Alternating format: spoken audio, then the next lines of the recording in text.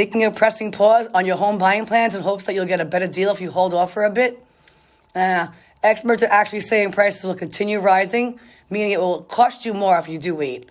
Here's a look at where home prices are projected to head. What you're looking at here are the latest home price forecasts for 7 industry leaders. Each bar shows how much these experts project home values will appreciate this year. When we look at them all together, the dotted line shows the average rate of appreciation is about 8.9%. The big takeaway here is none of them are calling for a decline in prices.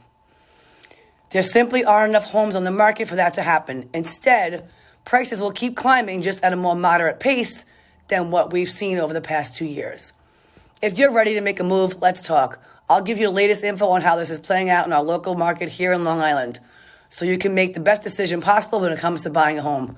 I look forward to hearing from you. Dana Makes Moves, 516-314-1999. Bye.